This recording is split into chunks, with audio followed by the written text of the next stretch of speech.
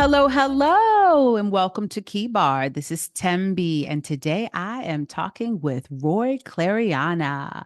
Roy Clariana is a tenured professor in learning design and technology at Penn State University since 1997. He joined Penn State after a 7-year stint in corporate training, first working for a large manufacturing company in Golden, Colorado, and then for an educational software company in San Diego. Roy lives in Denver now with his wife, Sarah, as he heads toward retirement from Penn State. Roy was born and raised in Arkansas, where he grew up on the family farm and started his career as a high school math teacher, but has lived and worked around the world. He spent 5 years in Kenya in the 1980s with the Peace Corps, teaching high school biology for 3 years at the E10 High School, by the way, the home of many Kenyan Olympic runners. And then he trained future Peace Corps volunteers for 2 years in Kenya, Malawi, and Nepal. In 1995 and 1996, he lived in Oxford, UK for a year and a half as project director of an educational software research initiative. As a Penn State faculty member in 2005, he was awarded a Fulbright Research Award at the University of Oulu in Finland. For 27 years at Penn State, Dr. Clariana has had the privilege of working with many talented graduate students. He is a quantitative researcher with eclectic tastes. His recent research takes a deep dive into the role of knowledge structure in learning and cognitive activity. His recently completed 5-year National Science Foundation research project with colleague Ping Li examined how the implicit concept structure of texts influences fMRI brain patterns of activation and eye tract fixations of sixth graders and of adults when reading.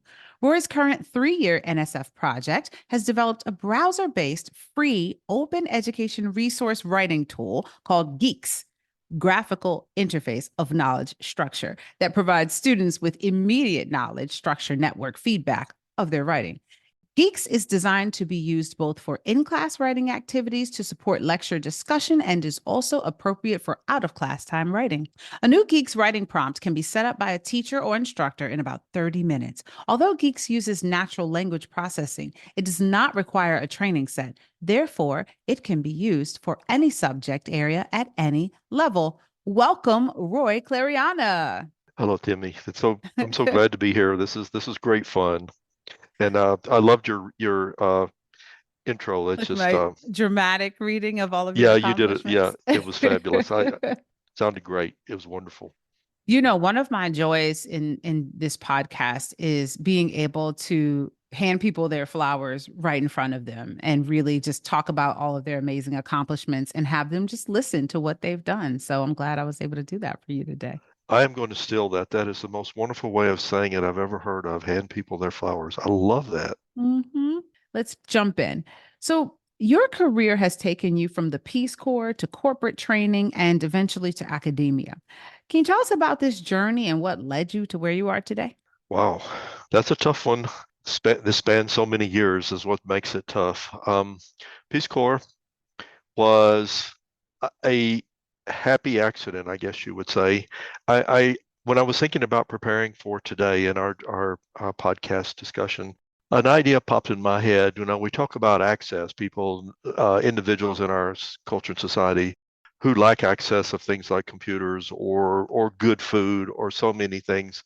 And I think that there's something I hadn't thought of before, which is access to dreams. And it hadn't occurred to me that I sort of suffered from that myself. I didn't feel like I always complained that the guidance counselor in our school never told me what my options were. I think it was always assumed that, well, I think my family assumed I was going to be a farmer. I think that's what they assumed. They were sort of shocked, and when I kept getting more and more degrees, my mother one time said, I'm getting a doctorate. I said, why would you want to do that? It's like, and she wasn't against education. She was educated herself, but it just, so the idea of access to dreams. And so I think the dream for Peace Corps came to me from a colleague when I was teaching math in Arkansas in a very rural school. The English teacher next door wanted to join Peace Corps. That had been her dream forever. And so she said, and she applied and she got accepted. And so it's like it had never occurred to me. So I thought, that aligns with what I want to do, what I'm thinking. But I wasn't really thinking Peace Corps at the time. I was a was a devout, I guess, maybe I still am, I'm not sure, Southern Baptist. And so I thought, wow, they have a program that's just like Peace Corps for people of the same age. So I applied there and I went to Dallas for the interviews with hundreds of other people and everything was going great. And I get the letter and I've been rejected. And, God works in mysterious ways. It wasn't what I was supposed to do. So I thought, well, why not try Peace Corps? So there's that happy accident that I applied, and Peace Corps likes individuals that have experience and credentials. They will take undergraduates with just a BA or BS and find things for them to do, train them to do things, and you go do that, which is great. But if you can come in with experience and with a degree, you're at a different level and they can find a different kind of placement for you that's at a higher level or a different kind of level where, like for instance, if you're a beekeeper, they can find you a beekeeping job. If for me, it was I had real world teaching experience and I had a master's degree in education in STEM fields. So I was an ideal candidate as a Peace Corps volunteer to be anywhere in the world. And I named 3 places and I got to go to Kenya. So, and that wasn't bad. I wanted to go to Kenya. So then I got to well, first 3 months didn't work out. I was after training, I was assigned to a girls' school. Totally foreign concept to me, boarding school. What is that? So I didn't even understand the concept, but I was learning it, and it was with girls of all things, well, that I couldn't really interact with them because it just didn't feel like a good idea. So it was a pretty lonely time for me. And the headmistress that hired me was being booted out because she was the wrong tribe. And that's just the way politics work. And she was being replaced. And the new headmistress didn't want anything to do with anybody that was selected by the old headmistress. And so the old headmistress told me, you should tell Peace Corps you need to move because of the political, and I'll tell them what's going on. So I went back to Nairobi and I said, here's what's happening. She suggested that I move. And I'll tell you, the assistant or associate Peace Corps director was delighted because he had just the school for me. And it's like, there we go. And I said, well, I don't know anything about it, but okay. So it was a boys' boarding school called St. Patrick's E10. Now it's got St. Patrick's in front of it, but it's really a government school. It's just that sometimes religious schools support the government school, and so they can take the name then of a religious saint or whatever. And so St. Patrick's were the brothers of the brothers of St. Patrick, and they were teachers and headmaster. But of course, it was mainly Kenyan teachers and myself, and they had a long history of Peace Corps volunteers there. So I was in a chain of individuals coming there and then leaving. And you may have heard of ETN. You and I talked about it a little bit before. It's the school where the Kenyan runners come from because it's on the equator, but on a high plateau. And so the air is really thin. And the individuals who live in the region there are the Kalenjin and some other groups, but they're the ones that are tall and thin and have enormous oxygen capacity and running. In fact, everyone in Kenya walks everywhere. It's just, they have astounding ability to walk and run because that's what they have. We've been spoiled by cars and buses and everything, and that's what they do. If you're going with a Kenyan somewhere, it's always a good idea to ask them how far it is because they have no concept that you're not going to make it. It's like, they're They're going to like, make it, oh, but it's you're not far, and you're laid that's out right. on the ground.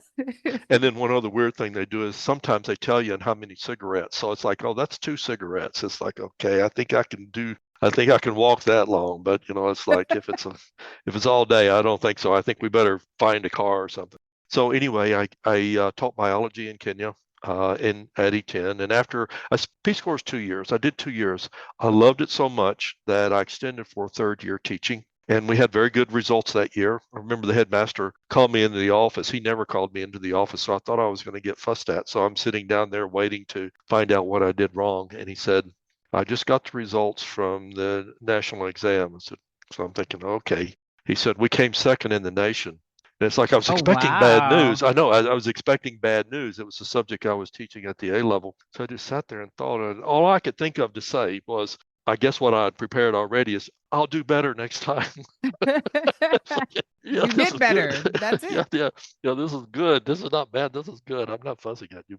So then after I was done, Peace Corps liked me. So I spent 2 more years training new volunteers and I also got to train volunteers in Malawi, which was really really cool. And also I did a very brief training stint in Nepal. And okay, so I fell in love with Kenya. I was there for 5 years, and there was a saying in Peace Corps that, and it's probably true of all expatriates, if you stay in the country for 5 years, you've got to decide if you don't go home then, you will never go home. And so, Wow. yeah, so I thought, okay, I'm going to go home because I want to get an advanced degree and I want to come back and be a Peace Corps trainer or or some trainer. I want to do an international career in my life. And so that's, what I did is I came back to get a doctorate at Memphis State and I worked on that and spent 5 years and did some interesting things in that time. And at the end of that time, I started applying for jobs, which, everyone has, probably listens to your podcast has experiences of graduating with a bachelor's or a master's or a doctorate and applying for jobs. I literally applied all over the earth. I remember even sending a resume to New Zealand. No international jobs, nothing in Kenya, nothing in Peace Corps. I got one job offer, and it was in Golden, Colorado. And Mm. so that was how I transitioned again, an accident or fortuitous accident or whatever, to take the training design experience that I gained in my doctoral program and from teaching into a corporate setting in Golden, Colorado. So I stayed there a year and a half. Then I moved over this was a manufacturing facility.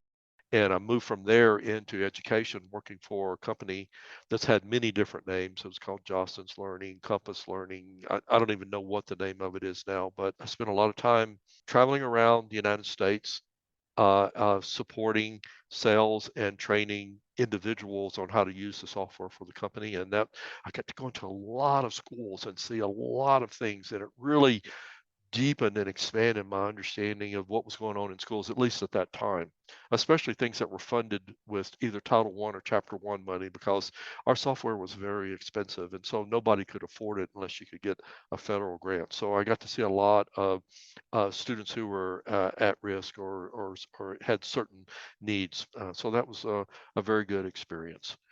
So let's see.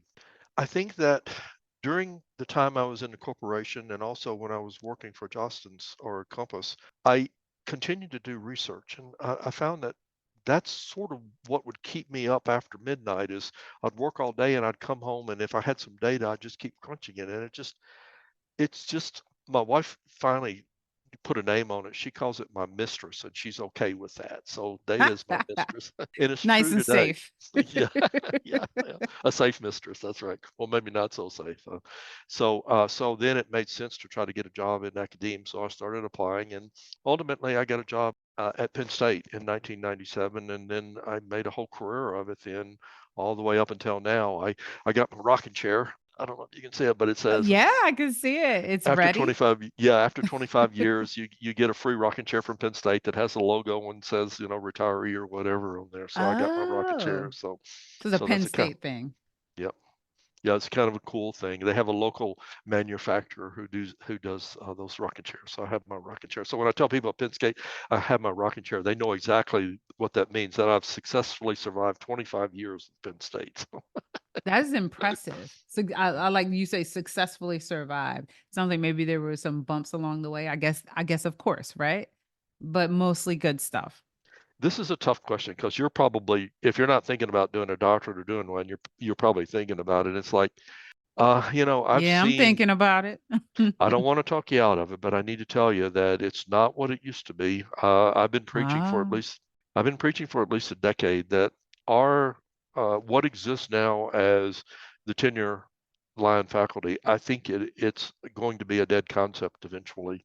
That faculty are simply going to be employees just like you would be if you worked for Raytheon or IBM. You're just an employee that's hired year to year, and yeah, there'll have to be ranks. The system couldn't survive without that, but the idea of tenure, I'm not sure that it's going to be able to be maintained because it has to do with all sorts of things, but it has to do with the corporatization of higher education is a lot of it, I think. And you know, the managers at the upper levels, they're trying to make rational decisions as best they can, and tenure might just be one of the things that were a post-war benefit of the GI Bill and other things like that just has gone away now because education, the cost of college education has, the inflation of costs has far exceeded every other sector except medical.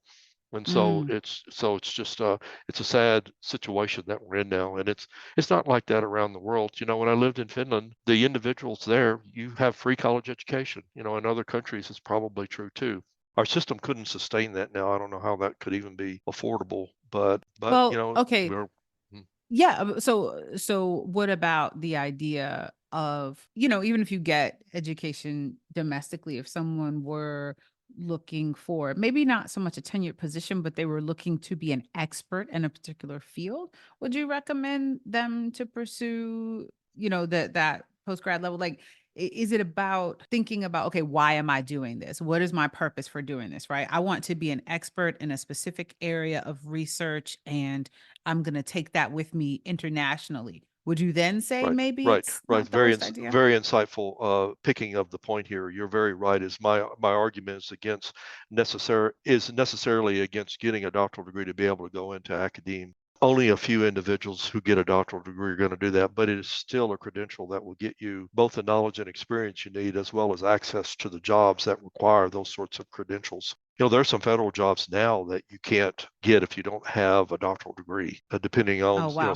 certain higher level administrative or managerial positions require that because you're interacting with individuals who have high levels of expertise. And so you need to be at their level to be able, not necessarily at their level of expertise, but at their level of understanding about the domain that you're managing. So yeah, so if you're thinking I'm going to get it to get a better job, then I think definitely it can support a career. But like you just said, you got to think about it and say, what is my career goal? And then how does this degree tie into that? And not all doctoral degrees are the same. So you need to say, where is the connection to what I want to do next? Yeah, yeah, I really do wanna explore that a little bit more later in our conversation, because I really think it's important for us as a society to look at our current structure of education, especially with all of the remote learning and, open source education, and figure out how do we get in front of this, and are certain things going to, like you said, is tenure going to be dead? Is there,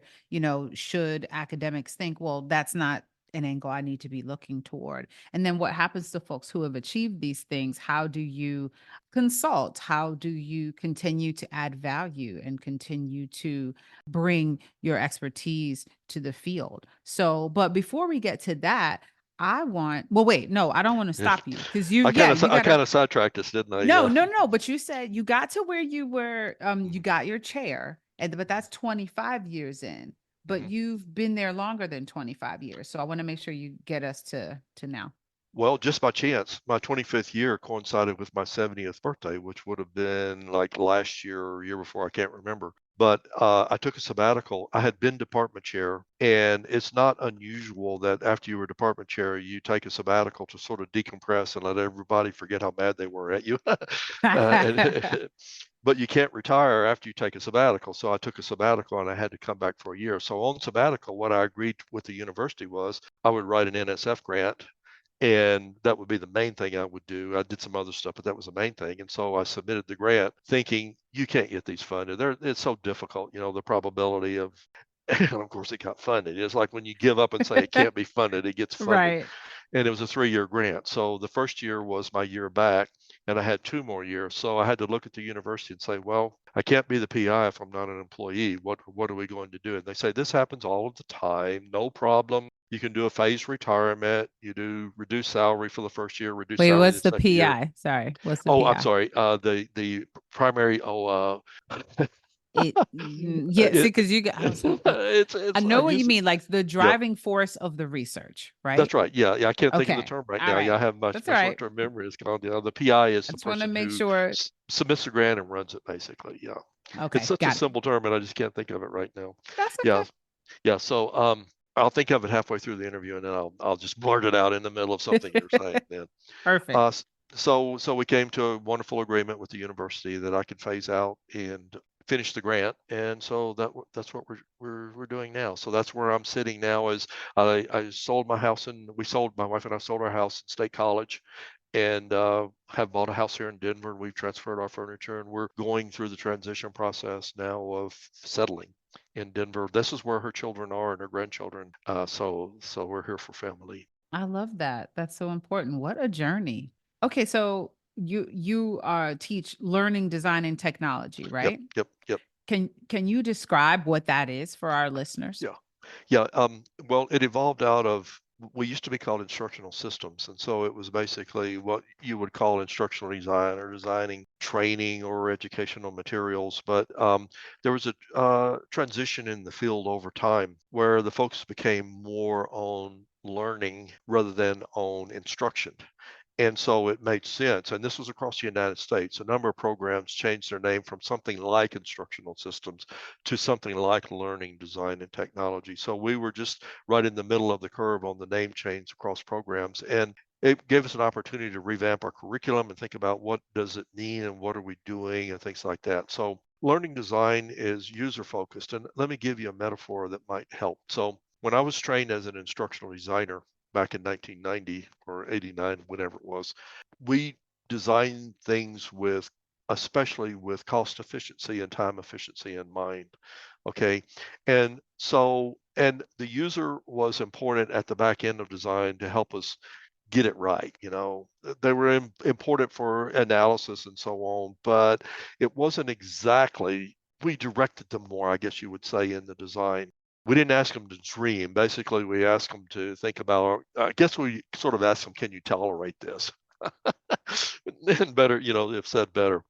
Now Okay. then, okay, and let me give you an example. So the old style would be, if you can imagine in your head, a Soviet style apartment block, a giant concrete, 20 stories high, filled with people, jammed with people, and just white concrete, and it's deteriorating basically. So that's sort of the way Mhm. I would envision the old instructional design we used to do. Very cost efficient. It worked. It was cheap. People got to live there. You could put lots of people in there, so you could handle large audiences and everything like that. Great, but the people that were there often were miserable. So the other way of doing it is user-centered design, and that's sort of what we're doing now. We start out with not what do you need to learn. We start out with what do you need. In other words, if you're going to live in a house, if you're going to live somewhere, what would it look like? You might say, well, I want a small place or a big place, or I want a garden. A garden's really important to me. That's more important than anything else. I'll sacrifice anything for that. Or I need a super kitchen or whatever it is I need. So contrast a giant apartment block with a purpose-built living accommodation. That's what learning design is. It's about the user, and you start out at the very beginning trying to search for their dreams. I guess we're back to that concept I was talking about of dream access. Access to dreams, yeah. Yeah, it's like, and here's an odd thing though, Thambi, is what I found out in the instructional design process is people often don't know what they want, but they know what they like. So very often in a design process, if you can come up with a couple of examples and you try to ask them and they can't really tell you, they'll use fuzzy words that don't mean anything. I want it to be professional looking. Well, okay, but what do you mean by that? It's like, so if you give them some examples and say, which one of these are you talking about? Then you start focusing closer and closer in. So learning design is just sort of it's a different entry point into how we're coming up. It's in so many ways. I mean, we're talking about learning rather than instruction. So it may be learner centered and learner directed and learner implemented. It may not even involve an instructor at all. And of course, these sorts of ideas can work online, or it can work in our culture. It works very well where our economy is going now. I just saw a piece on TV this weekend where there's an equity company. These are ones who dump a lot of money and take a lot of risk. And usually what they do is they go and buy a company, they strip out everybody, leave 20% of the personnel, cut it lean and mean, and then resell it and make money off of it. So when you see an equity company buy your company, it means you're probably going to get fired. This company has a Yeah. completely different mindset. This company says, no, we're going to make every employee in the company an equity partner. You're going to get a percent of the company. In 5 years, we're going to sell this in 5 years. So you can hold your nose for 5 years. We're not going to fire anybody. Hold your nose for 5 years. But here's what we promise you. If the company sells for more than we make, you get a share of the profit. And we're going to work with the new company that buys you to keep you to be an equity partner. And so how does that change everything? Just like changing from teaching to learning, it changes from I'm an employee to I'm an owner. When you're an owner, you try to do things like save money. You try to do things like streamline processes, bring issues to the fore, don't needlessly do things that you don't need to do. And all those things are happening in our culture right now under the surface. And perhaps if we had talked about this 5 years ago or 10 years ago, people said that's crazy. But this guy's doing it. His company is doing it. And he said, this appeals to the progressive left, but it also appeals to the far right. That because it's merit for work. So it's sort of like these underneath trends that are going on that, in my view, are positive. It's a shift towards identity as and self. I don't want to say self-worth, but you probably feel it more than I do. Do you get what I'm trying to say? Let me see. Let me see. So just a way of your identity being part of how you learn, being an asset that you put in the forefront versus something that's just sort of an accident of consequence. That's forced. You're right. Am That's I? forced on you. Yeah, that's forced on you. Like right Mm-hmm. now, we have to do training every year, two or three different kinds of training every year at Penn State. And Mm-hmm. it's not something I picked. It's just something that I'm required to do, and that's fine. It's basically the same thing as signing a document to cover the university's behind in case I do something stupid. Right. Yeah, Right. well, we trained him. He shouldn't have done that. Which is fine. That is a legitimate thing to require us to do, but it's not learning. I mean, I guess you Yeah, could it's not call it learning. meaningful. Right, Yep. right. Yep. You can categorize it as learning, but it's not meaningful. You're not excited about doing it. You don't walk away from it feeling enlightened or enriched. Yeah. Right, right, right. It hasn't improved me or Mm-hmm. anything that I do. All it does is keep me from messing up, I guess. Yeah. Yeah. So how did we get here? I keep taking us down rabbit No, holes. no, I got you. I have the breadcrumbs. So you defined and you described learning, design, and technology, and Oh you used yeah. some really great analogies, and you included a sort of conversation about identity, and I talked to you about how important identity is to me in particular, right? And how identity can be in the forefront. And I really love how you make those connections because even our identities as learners, right? Looking at learning differently and taking an investment like with your equity example, having equity in our own learning process and not feeling like we're just being talked at or that we're some sort of passive participant in the learning process, which I really am interested in. I Right. want to. But by the way, Yes. we have done. I have worked with two students on their dissertation. One that I mentioned to you before about LGBTQ podcasting and his identity there, because we have multiple Mm-hmm. identities now. We have sort of like our Yes. church identity, and we have our home identity and our school identity, and another on marathon running. And it was very interesting to find out that when you're within an identity culture like that, it has its own sets of mores and its own way of doing things, and you need to conform to those to be able to remain within the community. And there are a couple of interesting resources and things like that. If at some other time, if you want to pursue that, but it's one of the things that's happening in culture now is that our identities have been fractured by social media. Before, when we weren't exposed to the entire world, then it was fairly easy or easier to maintain our identity within our local community or tribe. But now then that we have much expanded, like I've got this identity now as a college professor, but it's not the identity I have, which is very real, but it's not the identity I have as, a husband or so on. So Mm-hmm. anyway, but Mm-hmm. that's a separate issue. Yeah, it's interesting. And you're right in the way that it almost sometimes it feels like two sides of it. It feels like identity is flattened with all of this. And then it also feels like identity, the people double down on it and they get very possessive over their identity. It seems like both things kind of happen at the same time. And Yeah. Yep. I'm very curious about where that's going to take us. I mean, well, let me ask you this about identity. As a Fulbright scholar, Yeah. that's so that's a sort of a form of identity, if you will, right? There's Yep. you can be an academic and you can be an educator, but a Fulbright scholar is in a different group of folks. And you received a research award to study in Finland at the University of Oulu, right? Can you talk about what you studied there and how it connects to what you do now? Yeah, I was already on to my research on knowledge structure, especially at that time I was working on concept maps. And so that was what I was interested in is cross-cultural issues involving concept maps. It's not necessarily true that someone in Finland might think about or use concept maps the way that we would use them in the US or in an English-speaking country. So that was one of the things I was looking at is how could we use concept maps? And you mentioned earlier that, you have a large mind map on the wall to keep framing your perspective and to keep it in front of you so you don't forget any part of it because it's easy when you focus on one it's easy to forget the other. And so Mm-hmm. it was like that there that so that was the deal was to find out, do they use maps the same way that we would use maps? And the answer is pretty much yeah.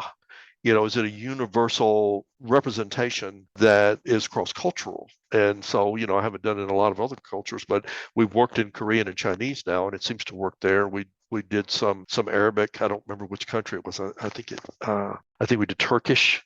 And so we're seeing that there's something at a more fundamental level captured in concept maps that if it's at a more fundamental level that crosses language and crosses culture, then it means it's probably fundamental to our mental apparatus. You get what I'm saying? Yeah. So that's Yeah. important. Yeah. So are you saying that when we're studying certain ideas about knowledge structure, when we're studying ideas about cognitive, function and things like that, if we can see that they're similar across language Yep. barriers, then we can go back to the lab and say, this might be a very universal thing versus encountering a different culture and it being a completely different experience. Right.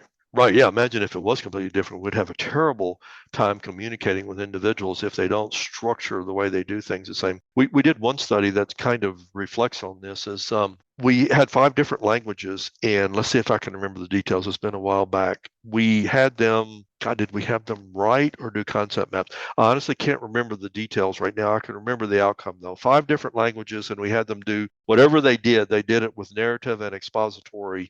Narrative meaning like a story, Mm-hmm. and expository is more like tell me about the Krebs cycle or something like that, something sort of sciencey. And so here's what we noticed across the 5 is that for the expository, the structures that came out, the network structures that came out from the 5 languages were consistently the same. You could overlay them, even though the words were different. They were in the language. They laid on each other fairly well as they Mm-hmm. did within the same language for individuals. But what we saw with narrative is that they didn't.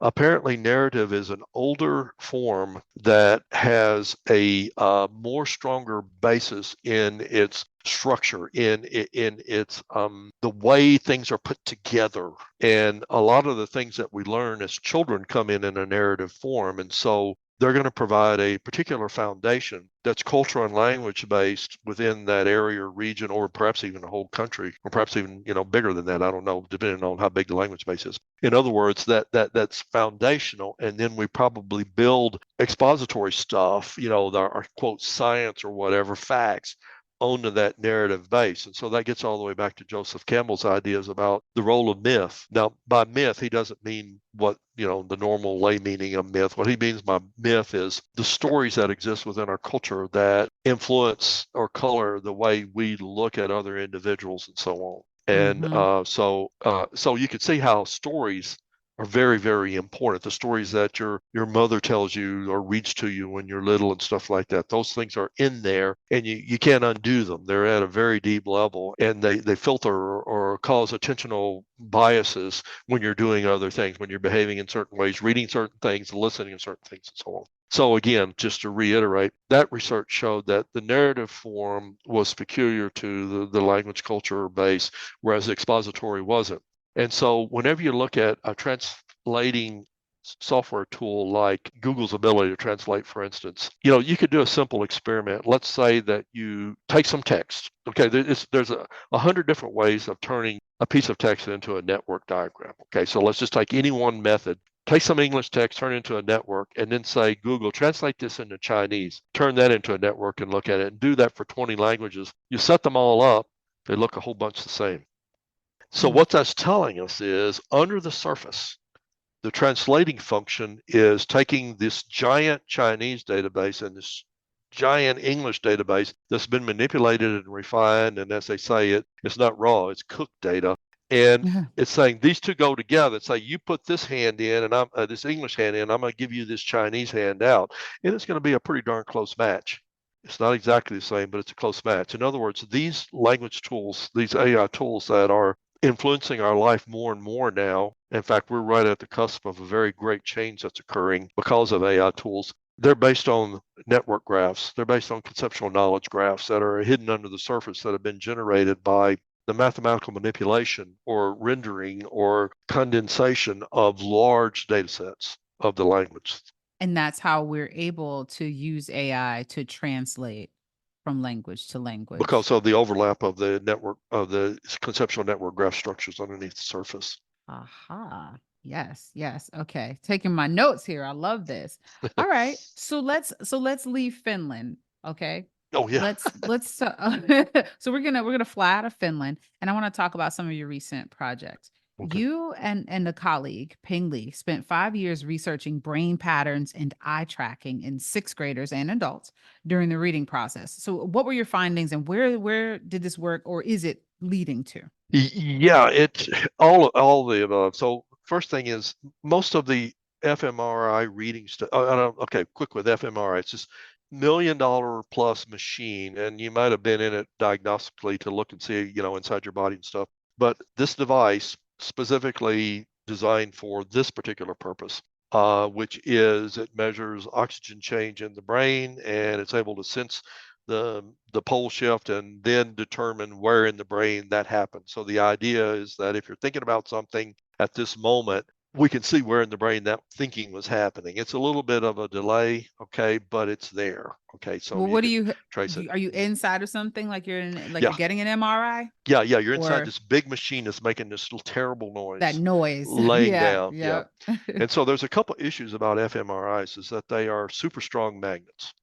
If you can't have Hmm. any ferret stuff in there, because if you did, it would just be sucked out of your body into the machine. It's just incredibly powerful. The other thing is it's really noisy and claustrophobic. And so we would have to use headphones.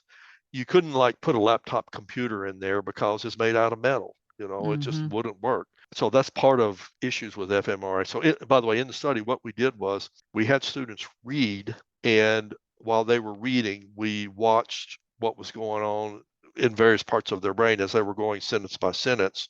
And one issue was, well, so what word are they looking at? So our first go at this was to look at sentence by sentence so we could say, well, at least this pattern represents whatever's going on with this sentence. Okay. But we were able to get an add-on grant the following after the first year for $110,000 to buy an eye tracking device that allowed us to do eye tracking inside brand new hardware that we may have been the first to use it in this way, that you could use inside the fMRI. I think it uses like fiber optics and stuff that doesn't have metal in it to get the reading in there, so the participant could look at it while they're going. So we literally could eye track them, know what word they're looking at when we're seeing the fMRI output.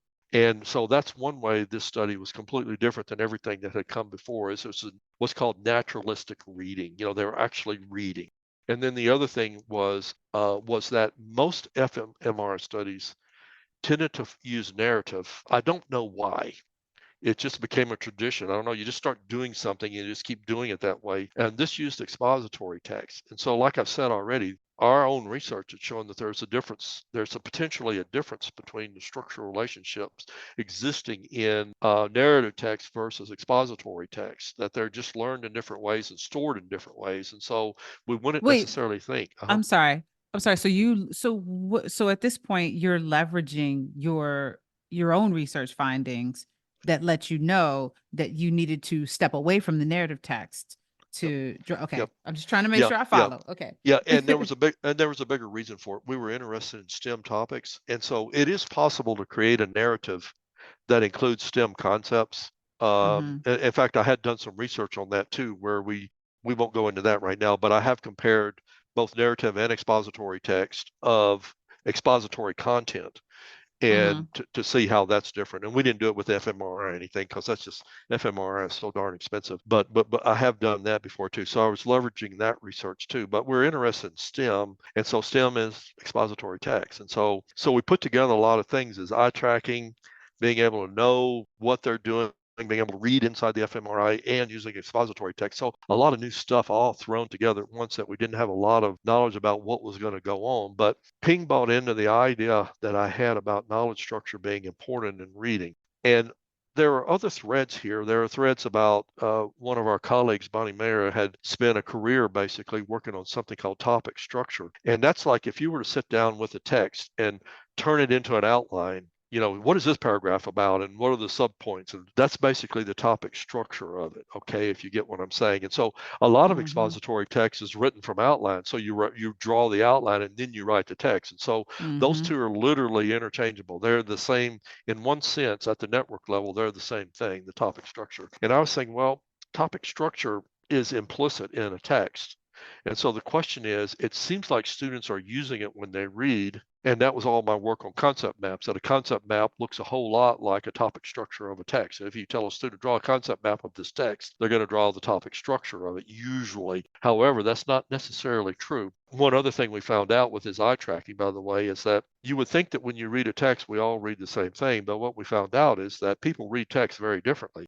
If I literally take the order of you reading a text I give you using eye tracking fixation, you read the words in a different order than I do. And the result of that is the network structure that's derived from it looks different than the network structure if I just take the text and do it in a flat linear order. And apparently it's a compensation mechanism that somehow or another, one of the things we concluded is somehow or another, students almost from the first sentence seem to know what the central topic is. It may be because in English, which this was all in English, the topic sentence of a paragraph often contains the key idea. Not And always, but that's what often we're, it does. but yeah, and that's often what We're we're trained to taught, write right? like In that, English right? class when we're, yeah, Yeah. And absolutely. by the way, it's sort of the opposite of that in Korean. They put the topic sentence as the last sentence in the paragraph, but that's a separate discussion. Okay. So somehow Wow. or another they know. And so what happens is that if you're able to maintain the topic structure as you go to the next sentence, as the new words come in, your brain is connecting them. And so it builds this little sub network of the paragraph. And so that was the basis of what we were thinking about is that this sub network topic structure is if you're able to develop that, certain parts of the brain are being involved. And if you're not able to do that, if you're just reading line by line, then you're going to have a different flow. It's just and eye track fixation data. Past studies have shown that before that there's several kinds of readers. There's what's called fast linear readers, and there are other kinds of readers that have more backtracking. When you backtrack, you tend to backtrack to the key words. In other words, what you're doing is you're reinforcing the central concept. You're saying, oh, I'm way out here, but this topic was mentioned. So I look back at it and I take this thing that's Yes, linear and I I fold do it. that. That's me all day. Yeah, I come back and kind of like, okay, let me make sure I'm getting all this, taking it all in. Yep. Yeah. Yeah, and there is already existing since the 80s. There is this idea has existed in the literature. It's called verbatim and gist processing. So the verbatim processing tends to be linear sequential. It's also what's called autobiographical memory. So like if you went and watched a movie and you came back and told me about it, if you literally just told it to me from beginning to end, you tend to have a linear sequential way of looking at it. It tends to be a verbatim recall. And some people are very, very good at that. They're wired to do that. But if you give me a just recall, you can say, well, it was a love story. You might not have gotten that until the third scene, or something. And there was this great guy, and he didn't come in until the end, or whatever. It's like the gist of it is, here's what it's about. It's the folded network. It's the most important things in the middle. It's the core message. It's what's the takeaway from this, not the whole bloody story. But both of those have value. There's sometimes when you need to remember everything in sequence, and there are other times when you need to have this conceptual structure. And so some people are better at it than others. And some texts are designed better than others to have this conceptual structure. So the basis of a lot of our research has been that conceptual structure, like you said, you're going back and literally telling your brain, this is important. Let's tie this together. Let's make this network structure. So I'm taking the gist away. I'm doing the synergy. I'm doing the holistic view of this thing, like you're talking about with going back and reviewing your past podcast. That's what you want to do. There's too much sequentially. You got hours and hours of data, but what you want to do is boil it down and say, wow, here's these three big ideas that kept popping up that, it wasn't so obvious when we were doing it, but now after the fact, boom, there they are. This is like a different level of thinking about these things. Okay, so it sounds to me like your research is incredibly groundbreaking in terms of your methodology, as well as what your findings can lead us to about how people comprehend as they're reading. I know that you said you did not use any narrative text at all. You only used expository text, or you did use some narrative in some cases. No, no, we Just didn't. We left it probably alone. should. We should have. It wasn't the focus of our research at the time. And also, this was Well, just you can just another. apply for another grant, Yeah, right? exactly. It's just well, it was a fortunate accident. I mean, the tool for doing fixation didn't exist until that moment. It's like, there were things that just finding Ping when I did and him finding me when we did was just an accident of one of my doctoral students going and working with him and him bringing me into the lab to do a presentation. And some research came out of my presentation. I proposed at the time that one thing that we could do with my research on knowledge structure of turning text into networks is we could take eye tracking fixation, like I was suggesting earlier, and turn it into a network. And so one of his doctoral students took that on and spent, years coming up with the ideas and methodology and published their dissertation. And so other people had begun to think about that, but I think she was the first to actually get a substantial article in print about how we can use fixations, eye tracking fixations to look at the network structure derived from the reading order. And so for me, that would be groundbreaking research. But, the other was just a natural transition of fMRI research.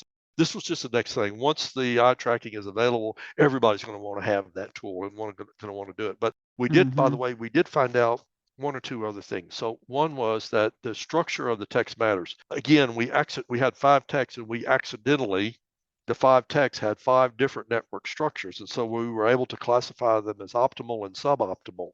The optimal networks are the ones that have the kind of networky structure I was talking about with a clear central topic. And, it was a nice, clear, networky looking thing. The others range from very linear to very central hubbish, where there was one term and it kept being mentioned over and over. So, we just got lucky, and it because of those five texts, we were able to make some comments that we couldn't have made otherwise. I mean, don't get me wrong, we spent a lot of time looking at those texts.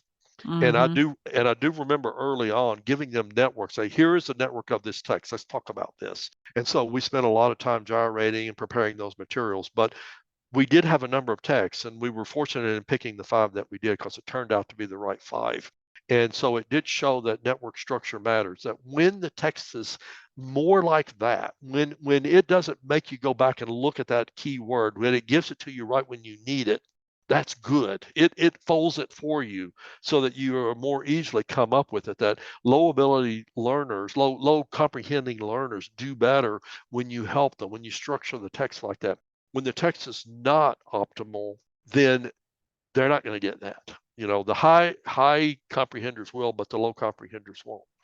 So does that mean that that can be used as a tool of teaching writing as well as like as well Well, as for the sort of reading side and the Well, comprehension side? if you think about it, it absolutely proves that English teachers were right all along, that and writing teachers, it's to write that bloody outline. It's like, but of course, none Yeah. of us ever did. We always wrote the paper, and then we made And the then went outline out of back. the paper. Yep. Yeah, and so we implicitly developed the outline. But yeah, that they were right all along. And by the way, you can substitute a concept network graph or a network graph for the outline because a network graph and an outline are exactly the same thing. There's a piece of software called CMap Tools where you draw network maps with it. It's got a button on there that says show me the outline. You push the button, it shows you the outline. It's like, oh, well, yeah. Okay, yeah, There it they're is. they're they're conceptually exactly the same thing. There is no Mm-hmm. difference. So instead of telling your students draw an outline, if you don't like to write an outline, then draw me a network map. It's you could Oh, turn your mind map up on the wall into an outline if you wanted to. And then the only question is does this thing over on the left, is it at the top or is it at the bottom? Because the issue right. with concept maps is they're two-dimensional, but outlines are That's why I one-dimensional. like them. That's Yep. that's where, yep. That's exactly why I do the mind maps, because the outline is one dimensional, and the structure doesn't work for me. Now, I've got to So, tell you one more thing from that study that's yes. not going to make you very happy or make any of us very happy is Well, I don't want to know, Roy. Go okay, ahead. well, let's Go skip ahead. it. Go ahead. Go ahead. No, I Okay, want to hear so it. we also collected information from the students and the adults about their use of electronic media, especially things like short texting and things like that. And Uh-oh. so what we found out is that the students who do a lot of that, a lot of texting, they spend a lot of time with that, they were less capable of deriving the structural, the rich structural networks that they Mm, fundamentally, and that not only that, but different parts of their brain are active, that they have wired themselves to think in a certain way. And so there's something about not reading the classic literature or not reading good books or just books, just mm-hmm. real, It's like a detective stories or different whatever. narrative structure, a different, like, That wires your brain, that you need to, yeah. if you wire your brain up in a certain way, if you read nothing but these short bursts of text, you just don't get that. You have a lot of bits that are not connected well together, and it caused a degradation, or the structures weren't good, and the brain reacted differently to the reading of the text, and also they didn't do quite as well. It's not as Wow. deleterious on performance as as we might think. In other words, the brain apparently has a lot of ways of compensating for tests. If you don't get it one way, your brain is able to figure out another way to solve it. But there are profound implications for the use of nothing but electronic media, and especially short strips of media, on the way our brains are wired. Wow. Scary. That is scary. And it's something that, we talk about anecdotally, right? And we feel like that's probably the case, but for your research to pull that out and demonstrate that yes, absolutely 100% this is what happens is scary, especially if you think of somebody who spends a lot of their formative years with these short bursts and not looking at more complex structures of Right. language.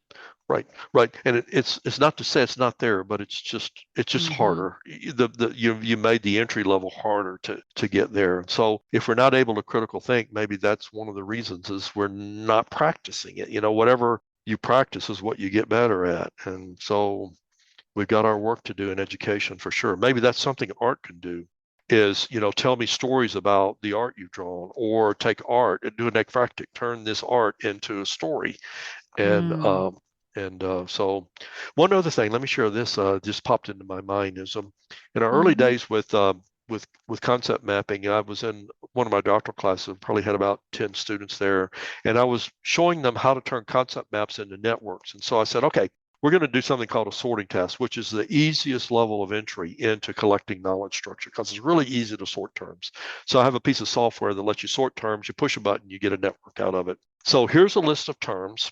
Sort these. So the terms I gave would fit nicely into a sort of a network structure, like you said, of a topic with a couple of, you can make an outline out of it. But one of the students, we looked at our networks and we had 9 the same and 1 different. So I looked at the student and say, tell me what you were thinking. What happened with this? He said, well, when I was looking at the terms, it reminded me of an odd story. It reminded me of a safari in Kenya that I went on, Hmm. and these things went like this, and so they just lined up logically. This is the way I think about it. And if I remember correctly, we did this twice. And so what happened is that once you do something like that, like sort terms, and do something with network structure of your knowledge, it tends to freeze it. And so when she repeated it, she got the same structure.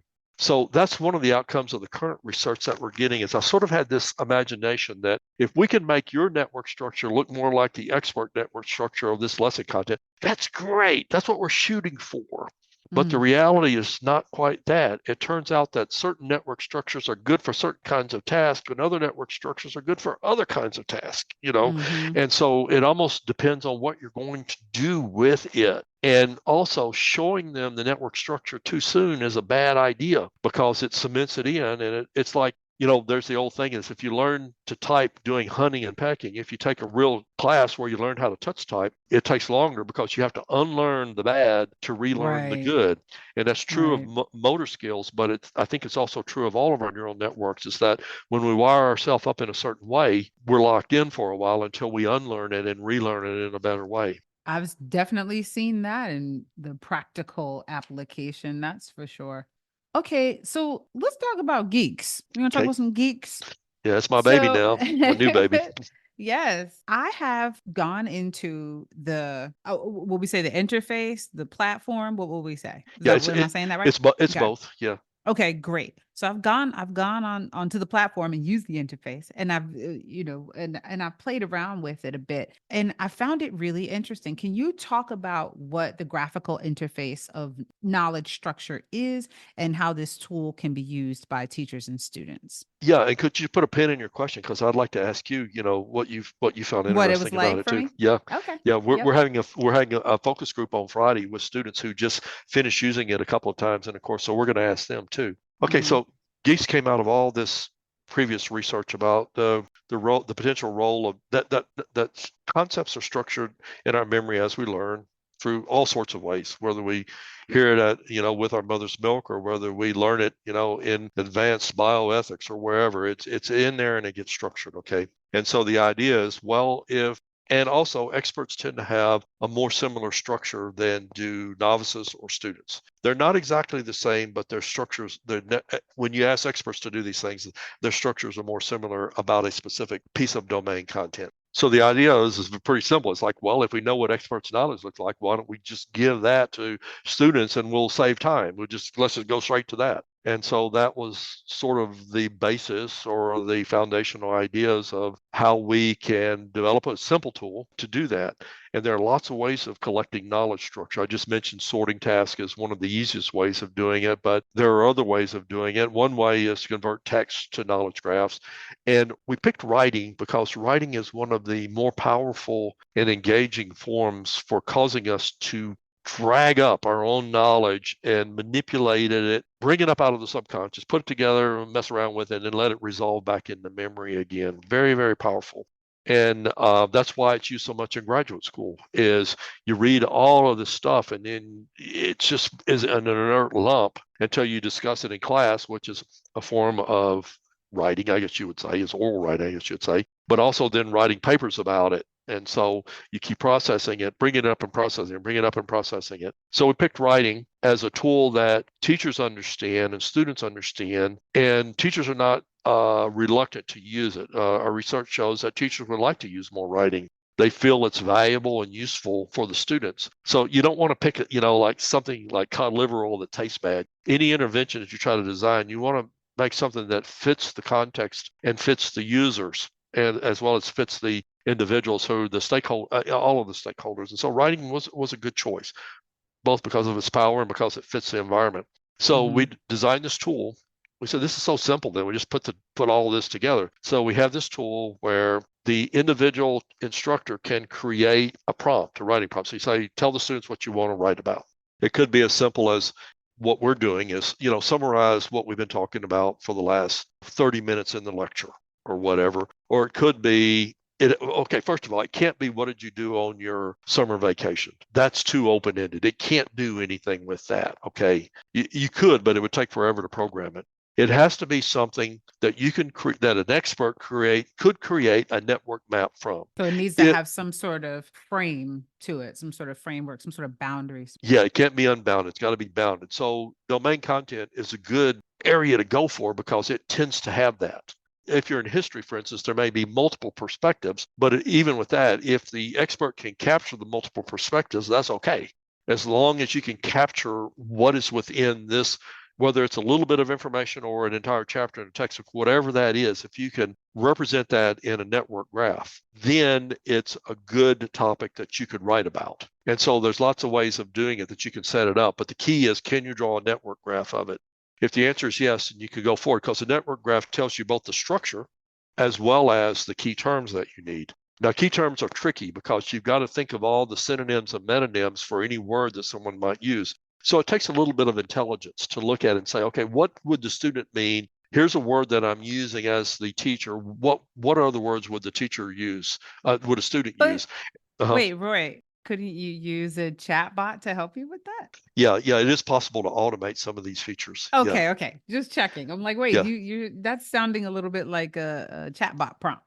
that I Yeah. could do, right? If I'm building, Yep. because like you said, if I'm thinking as an educator, if I'm trying to put this structure together and choose these key terms, I am grading based on the limitations of my own exposure and my own Yes. knowledge, right? That's right. Okay, I'm That's right. jumping ahead. Go ahead, go ahead. I'm No, I'm you're I'm just spot I'm on. just You're spot on. processing. I'm trying to process what you're No, describing no, to me. no, no, we've seen this in past research that we would have the students write essays and then we would have three experts grade them. And we would find out that our scores weren't as consistent as we would like. It's like, wow, you're like, why are the expert scores so different? And then we looked at their network maps and we found out that the instructors' network maps were fundamentally not the same. And so when we Mm-hmm. generated their network maps, we said, oh, okay, there you go. Right. It's the truth lies in the intersection of all of those experts. It lies in the intersection of the textbook, in the intersection of the PowerPoint slides. It's potentially all that content contains structure.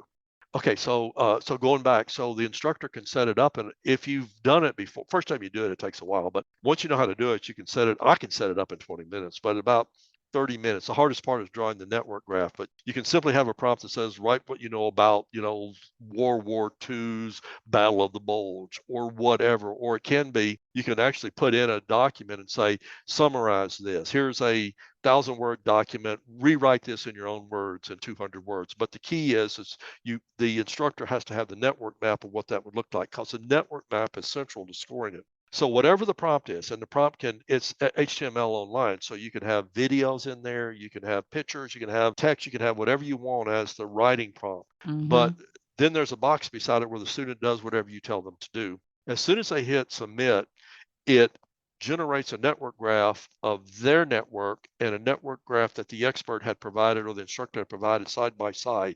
And there are some buttons along the bottom, and it says, show me links that are common. Show me the ones that aren't. So you can see, you push one button and any terms that you didn't use disappear. So, but they always line up that you see the structure of your own writing as the network of the expert. And if I move an expert term, it moves the same term over here. And if I move a term on your side, the student side, it moves it on the expert side. So if you want to explore, you just drag the term around a little bit. You can see it over on the expert side. So the idea is I'm seeing what I had, I'm seeing what the expert said needed to be in there. And probably the biggest takeaway is, what didn't I put in there? Did the expert have a whole cluster over here that I forgot to talk about? And so we Mm-hmm. often say to the students, notice what you left out, go back and revise and try to add in a section about that. And so that's the idea of writing and revision then.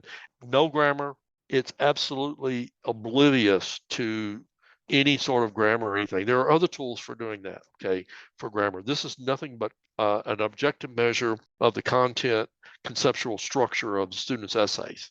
Boom, that's all it is. And meant to allow a teacher to automate a process where they would otherwise be sitting and grading 30 essays Yes, once you create this per essay class. prompt, yeah, exactly. Once you create the essay prompt, it exists forever, and tens of thousands of students could use it. So the student immediately sees their score, but it also dumps into the cloud, and so they can get it off of the cloud too. Now, one limitation for users right now is, because of the way IRB works, we can't have student IDs in a cloud server like this.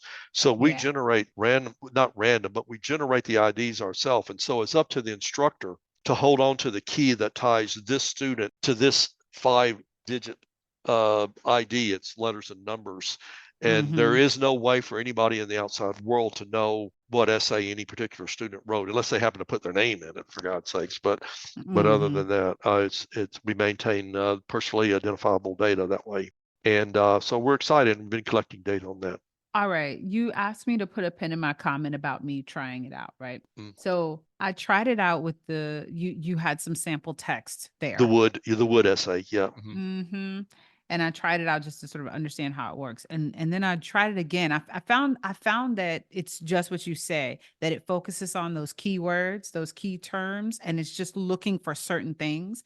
And I think that it's interesting that I was looking at it from perspective of trying to understand how I could use it, but listening to you explain it, I think I know how I could use it. And I'll talk about that. But I initially thought, I said, well, oh, okay, it's looking for certain terms, but it doesn't care about anything else that I'm doing. So what it sounds like is that the teacher still needs to be a part of that process It just, they still need to look it over. They still need to understand the broader argument that the student is making or analysis that the student is presenting. It doesn't eliminate the need for the teacher in that process, right? Yeah, let me make two quick points because I'll forget if I don't. One is that our work with teachers in the past on a tool like this has pointed out exactly what you just said, that they're not unhappy with the numbers. These are high school teachers. The numbers that come out of it, they're not unhappy with that, but they still don't have, it's not telling them what they need to know about students. So it doesn't solve that problem. All it solves is the problem of concept knowledge. And then the other thing, so when I work with engineers and software programmers,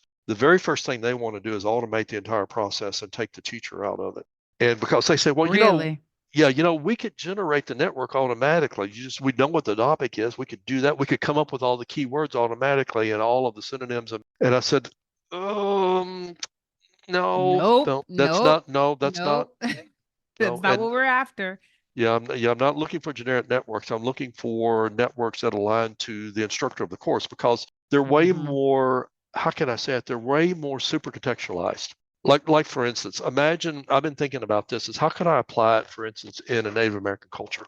Like for instance, Hmm. my wife's son is married to a Tlingit Indian lady, wonderful lady, and her mother teaches school or did anyway, in a village in Huna, Alaska. I thought, how can I apply it there? And so if you think about indigenous ways of knowing, it's a more holistic worldview. It's a more the way if you were talking about a particular concept like tides or something like that, you probably would structure it fundamentally different than perhaps someone with an oceanography background who lives in Woods Hole would structure it, okay, or who Hmm. wrote the textbook. And so the idea would be a teacher in that village would do it themselves. They would say, what are the cultural words? What is the fundamentally core way of looking at this? And so you would reinforce the cultural, let's say, structure and benefits, but also bias. A bias is not necessarily a bad thing. It's simply the way you lean. If you're biased to the left, you fall left. You're biased to the front, you fall forward. So, in other Hmm. words, And it's not a in way. this case, right? Because it's a learning context, and we're just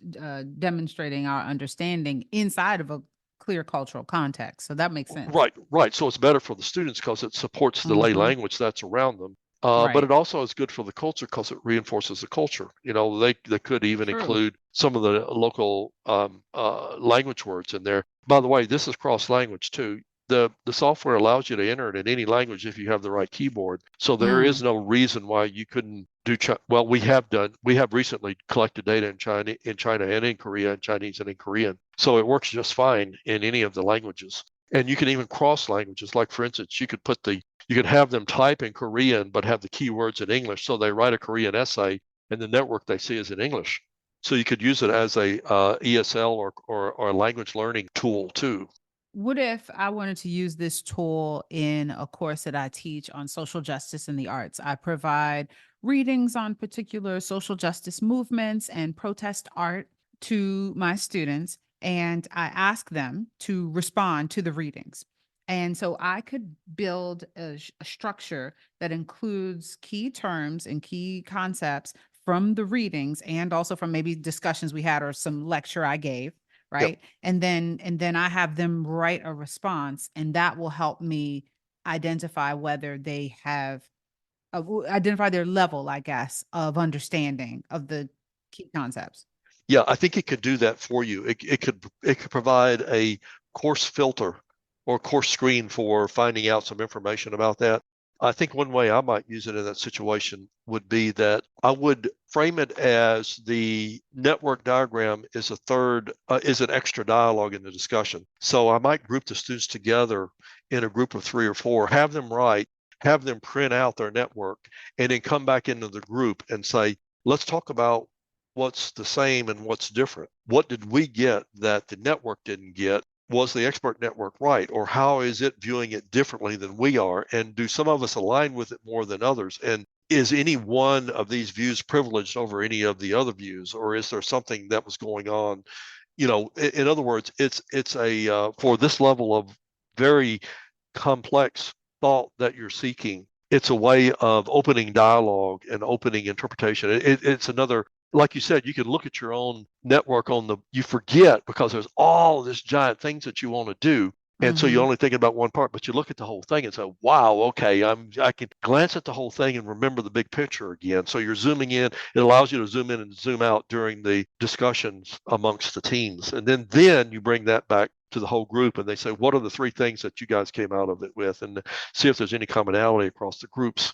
Okay, so going beneath the surface of just sort of did you understand the concept? But like, how are we all synthesizing the information from the like the course materials?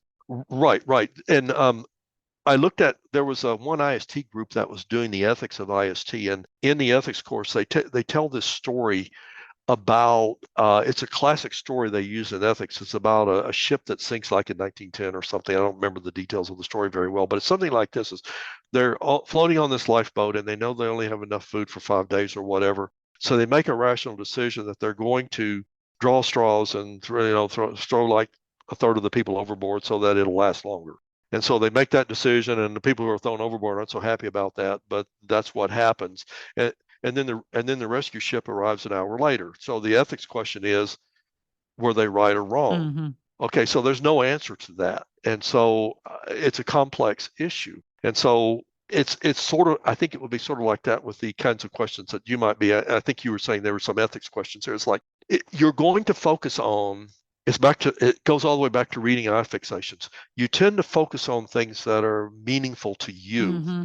that okay, and so you could read this whole thing and the only thing you take away is that story. Someone else could read the whole thing and they don't even remember that they read the story. What are Oh, you talking about, this right. boat? I missed that. I was talking about these other things. And so Doesn't make one of them right or wrong. that's right, it's all there. Mm-hmm. And it could be, and then to top it all off, it could be misinterpreted. I was in a Bible study the other day, and I had read we're doing Leviticus now. We're following the Jewish Parsha, and so it's Leviticus. And so we read this verse about, was the Azazel or was the scapegoat?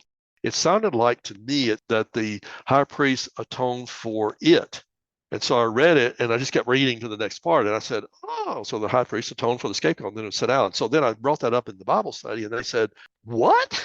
It didn't say that. So we went back and looked at it. And it's like, it could be read that way, but it could be read a different way. And so when you're reading, and I've got to read all this stuff before class, and I've only got a couple of hours, and so I'm going to Mm-hmm. do my best to read it, but I'm not going to sit there and digest it. And so it's very easy to pick up concepts like that in one sense could be very profound and key turning for interpreting the rest of the passage or the rest of the article, but it wasn't what it said at all. Or maybe it was, but it was worth discussing that. That's the key, is if the group can find a point of contention, that's when you found the meat of the discussion, at least, and there could be hundreds of them, there's the problem. But if you can find the meat of contention, at least there's one area that can be resolved and ironed out and maybe agreed to or maybe not, but at least it's seen as the important point. And that's what network graphs allow you to do, by the way. It allows you to keep the entire thing available, but to focus in on this area.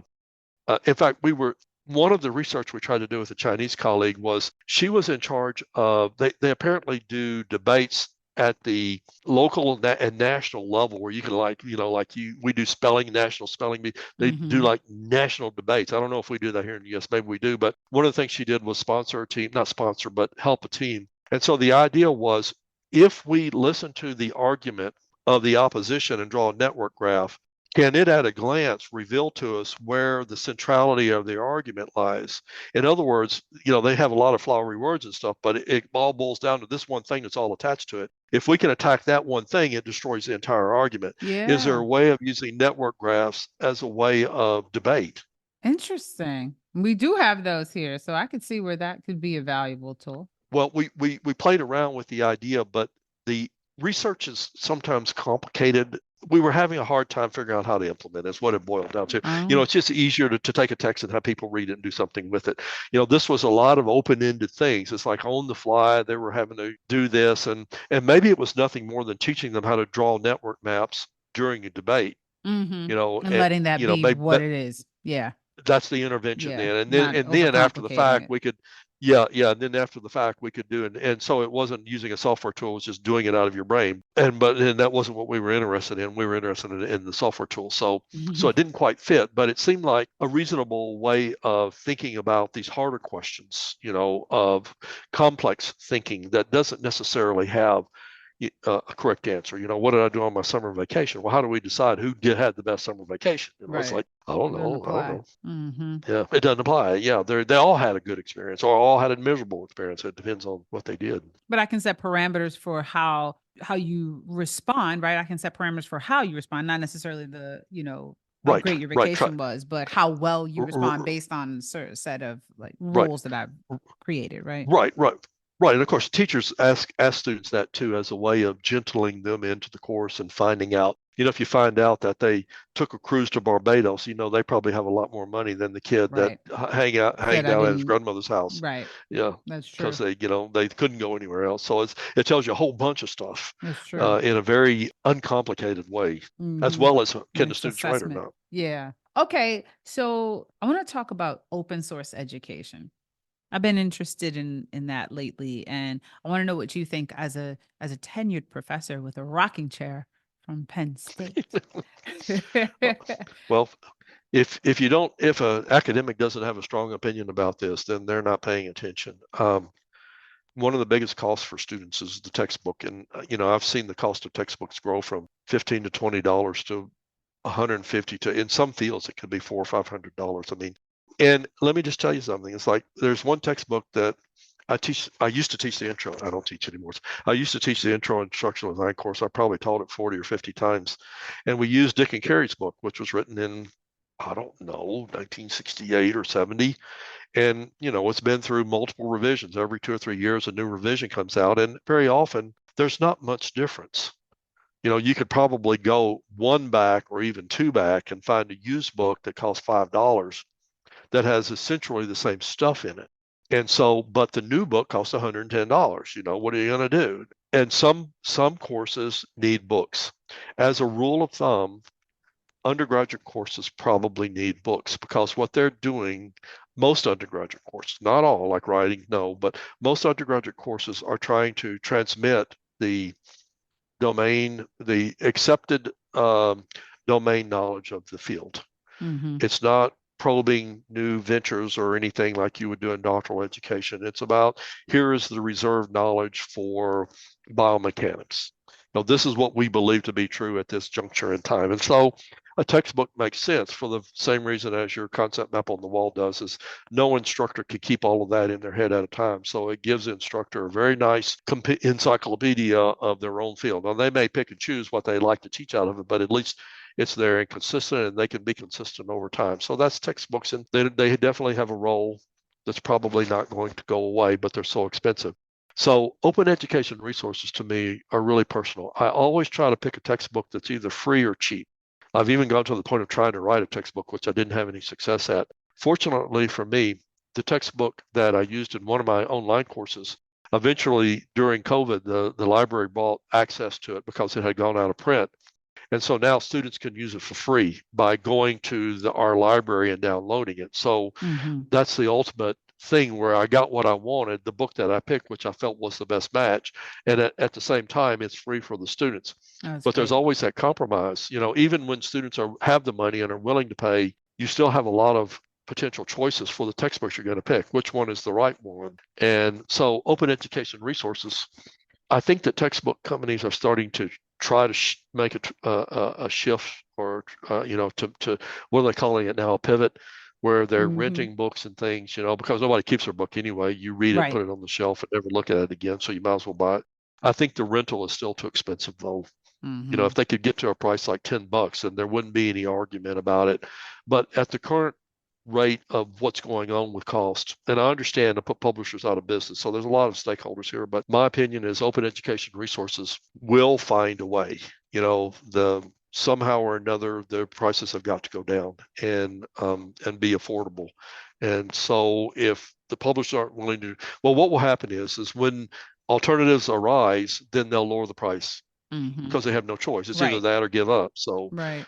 so the two go hand in hand. And of course, open education resources aren't just books; they're everything. So we've seen things like publishers of journal articles. It used to be that journal articles were really well locked down. If you didn't have a library, didn't have a subscription, you almost couldn't get it. You could get it through interlibrary loan, but it was a big hassle. Mm-hmm. But more recently, the journals have realized that if they make their articles, some of them open access or at least reasonably have access within a year or so, the impact factor of the journal goes up. Particularly, like for instance, a journal that I publish in, a lot ETRD, their impact factor was, high ones or two, and now then they're up around five, I think. I haven't looked at it recently, but because it's real simple, if you are denying access to individuals to your articles, then you're not, if you make it either hard to get or you make it expensive to get or you make it both, they're not going to be used. And so there's a low impact on the journal.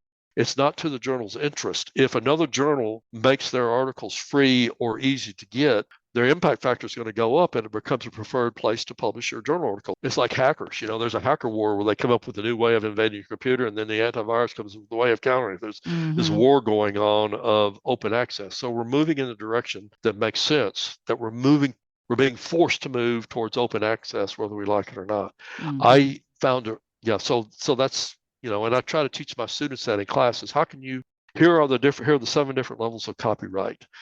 If you can go for it still astounds me that students pick the closest one, the most closed one for their dissertation, that you have to be internal Mm, Penn State to read. It's like, why?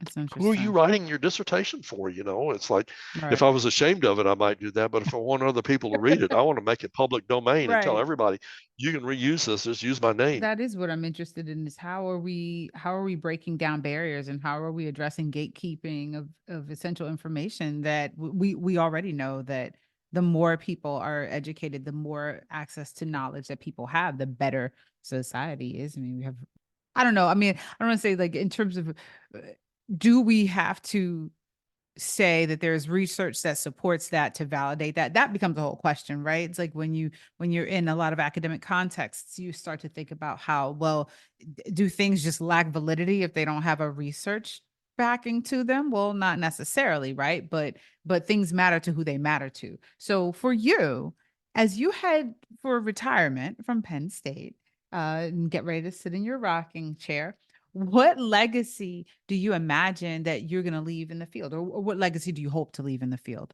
Wow. It's funny, I don't think I have any aspirations. I like hearing from my students, and how they're doing.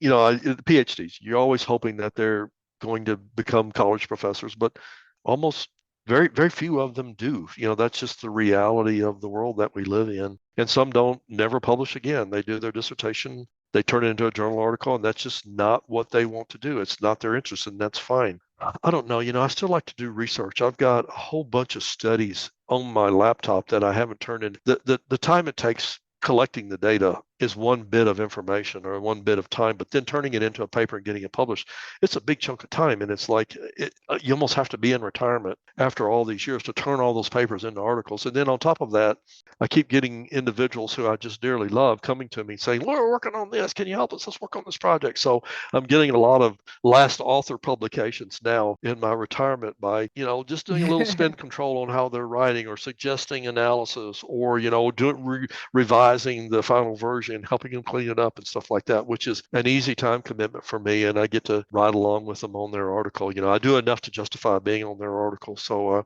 I'm just enjoying that. I continue. Also, I feel like I'm a teacher at heart. And so I want to focus more on the spiritual side of my life. Maybe, start leading some Bible studies, maybe, or spending more time doing those sorts of things that, will transition me for the next life, my next career or whatever that is.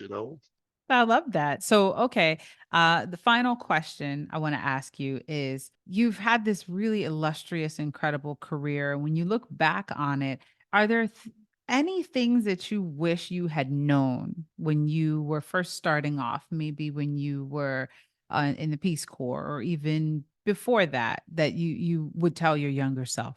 Well, yeah, that's a really tough one. The academia has changed.